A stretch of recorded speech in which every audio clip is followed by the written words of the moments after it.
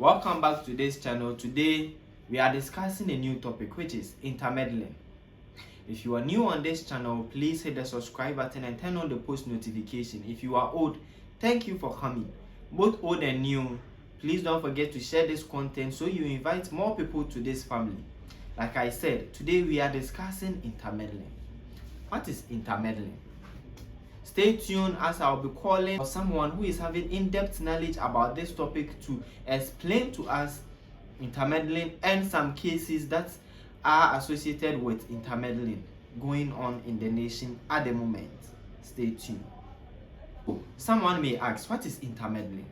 Intermeddling is said to be a situation where a person has not been granted a probate or letter of administration, gathers or attempts to distribute the estate of a deceased person. The person is deemed to have committed a criminal offense of intermeddling. So what we are saying is intermeddling is when someone dies and anyone who hasn't received a letter of administration or anyone who don't have a probate to share the whatever the deceased person left attempt to distribute it, the person has committed a criminal offense, which is the intermeddling. So like I said, a criminal offense. This should make you understand that this is actually a criminal offense. And we are going to discuss more into this, but if you have any suggestions or any other explanation to this, you are welcome to do so. There is a case in Court of Appeal. So in the Court of Appeal decision in Republic versus Apau or Apau versus Okanzi, we will be calling upon a dear noble person who is having the in-depth knowledge about this case to explain to us, and he will continue to explain to us another case, and at the end of the video you will get a much understanding about what intermeddling is and what is going on about intermeddling in the law society at the moment. Stay tuned as Mr. Daniel will be joining us soon. Like I said, Mr. Daniel Nkrumah will be explaining to us some details about intermeddling and some cases associated to intermeddling. Good evening, Mr. Daniel. Good evening. It's such a wonderful pleasure having you today. Today we want to understand what intermeddling is, and there are some cases here I believe you have in-depth knowledge about that you will help us to explain to our audience. Okay, thank you, and greetings to your tourist viewers and audience.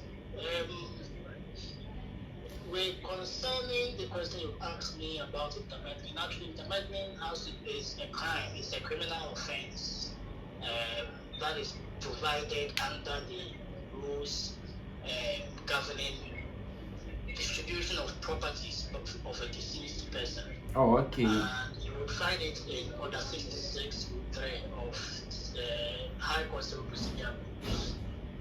Okay. So, Mr. Daniel, there is a case here which talks about Apau versus Okansi, which is Yes. so how has this case got to do with intermeddling?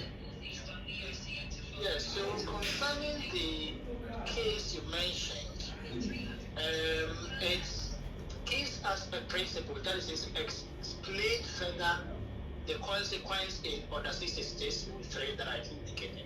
Okay. Says that it goes to the effect that if you are a person and then you have not been granted probate or letter of administration, which is an order the court will have to give you for you to distribute or deal with the properties of the deceased person as according to how the deceased person wants you to deal with, or anyhow the court wants you to deal with. Oh, okay. If you've not gotten that order and you touch the properties of the deceased person, then it's an offense, and offense is called intermeddling. In that case, you'll be liable to pay fine up to around today's currency, around 6,000 Ghana cedis upwards, or you'll be liable to go for some term of imprisonment. Oh, That's okay. what the essence of the case is. So what happened actually in this case, and then yeah, tell us more about this case. Yes, so the wife, the widow of the man who died, sued the family member who is a successor of the man for intermeddling with some of the properties of the that the man left behind, which are some cars and some other amount, which the man actually used to settle some part of his own debt. Oh, okay. But the successor of the man who dealt with the properties did not have the authority of the court to do like so. Probate or ESL or LA to deal with those properties. So the wife sued that the man has committed intermeddling, and the court held that yes, it is true. And in that case, even though the woman has not been granted probate to deal with the properties, he has the power to protect, bring an action to protect the property. That is the extent that you can go. She's given the power to protect. You don't need any power to protect the property. What's danger? But if you want to distribute the property or use the property anyhow, you need the orders of the court before you can deal with the properties. Else you committed intermeddling. Oh, okay. So there is a new position recently made by the court. What is this about? Yeah, so the Supreme Court just last 2 months, February, the decision, unanimous decision of the Supreme Court read by Colendi JSC, the case of Republic vs. High Courts, ex parte Ifom Tobi, made a decision that the intermeddling fine in order 66.3 is actually inconsistent with the Constitution and thereby not a point. That is the effect of that rule.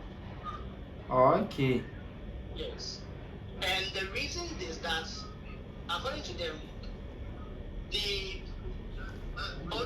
provision in order 66.3 has to do with, because it deals with a criminal offense, the rules of court committee that made the CI governing the procedure that is used to process civil cases in court don't have the power to actually make a rule that is criminal for an offense or an action to be criminal. Parliament wants to pass a law by so that it conform with Article 19, 5 and 11 of the Constitution. Oh, but okay. because, according to the court decision, the CI was made by the rules of court committee, we don't have the powers of making laws. So that intermeddling that they provided as an offense is inconsistent with the Constitution. Oh, okay. That is the effect of the ruling that the court has given. So, with what you are saying, does it mean that if right now, as we are talking, a case like that is to be presented to court, there wouldn't be any form of how do you call it, document, or let's say any form of the CI 47 to guide the ruling of the case? Since currently the effect of the decision has to now goes to the effect that if there is any case before the High Court, or if there has been a ruling that the court has made concerning that order 66.3, that there has borders on intermeddling, it means that it is not constitutional. You cannot bring an action based on intermeddling in line with that particular order. Rather, the court says you can go under PNDC law, that is the Interstate Succession Law. Yeah. 111 to rather bring an action on intermeddling. In the view of the court, that is the appropriate commission. However, it is the view that I'm holding that the court's decision seems to create a huge problem at the moment. And so Parliament will have to come in urgently to find to remedy the court as a decision. It's a threat that the court has been unconstitutional. Else, people's property that they are supposed to pass on can be used anyhow without any court order, because you can't take anybody to court based on that. Okay, so if I understand clearly, the PNDC law has got to do with only how a will of a deceased person is to be distributed. But does it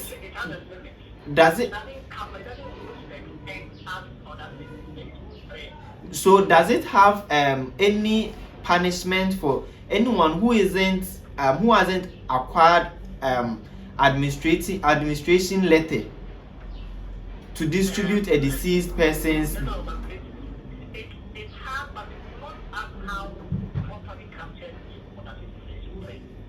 Because all the actions of intermeddling, actually people don't go under the payment. Because that is what I'm talking. It doesn't give the respect needed as intermeddling. That the right respect is needed for that and that's captured right inside the power granting that you mentioned. Okay. So now that the court is saying that you can't go under that, it means that Parliament will have to have the law to properly provide for intermeddling. Sure. The line of the PNDC law 111 for intermeddling is not actually going to cover the exact. So it won't be enough for that. Yes. Okay. So thank you very much for letting us have you today to explain to us this important topic. And I'm sure there are discussions going on in the law society at the moment. So in case of anything, we would call on you again to give us an update. That's fine. Thank you very much. And I believe that the court will also help to make new rules that explain the need to move better or Parliament to cover and other public sectors. Thank you very much. Thank you very much, Mr. Daniel.